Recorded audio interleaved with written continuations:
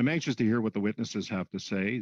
Good afternoon, members of the House of Commons Standing Committee on Veterans Affairs. I'm very grateful for the opportunity to present a human side to the systemic issues Canada's veterans and their loved ones are subjected to when requesting financial benefits and treatment services for the injuries and illnesses they sustained in service to Canada. My testimony today is drawn from my own experiences navigating through Veterans Affairs Canada's complex policies and procedures. Unfortunately, my experiences are shared with countless other veterans who, since I have gone public about my grievances with Veterans Affairs, have connected with me to share their stories, sanctuary trauma, when they, like myself, were attempting to take steps in their healing journey.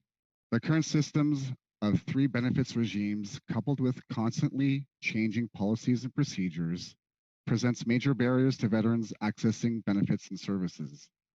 This frequently results in exacerbating the veterans' injuries and illnesses and abandoning their claims.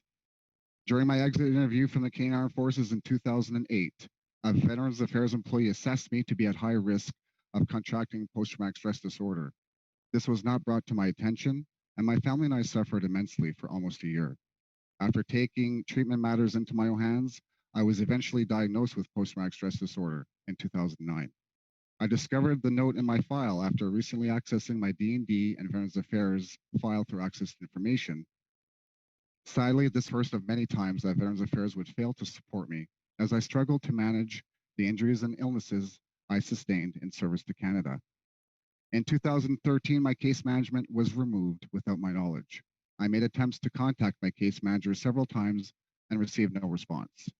Without a case manager, I was left communicating with the National Call Center Network and at best, a Veterans Affairs service agent on the telephone. Eventually, I was forced to seek the assistance of my Member of Parliament as the unsupportive Veterans Affairs processes were exacerbating my injuries and my mental health was deteriorating.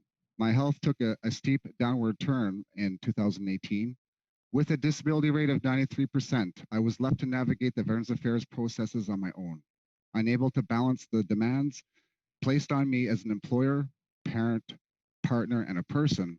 I was unable to continue working. When I cried about my diminished earning capacity application, my case manager explained they needed to consult with their mentor about my eligibility. I never received any follow-up from my case manager with regards to my DEC application after that.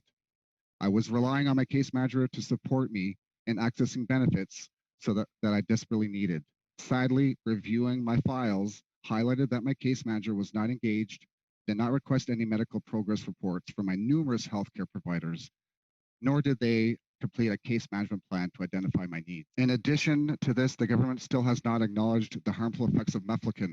As a veteran who is suffering from the effects of MEF-TOX-VET toxicity, officially known as Quinism, I currently have 2 injury claims attributed to MEF-TOX-VET toxicity in the backlog. I cannot wait for this specialized treatment for another 2 years. MEF-TOX-VET is being delayed in the courts currently, which is delaying the outreach, screening, and the independent inquiry that is so important and costed by the PBO.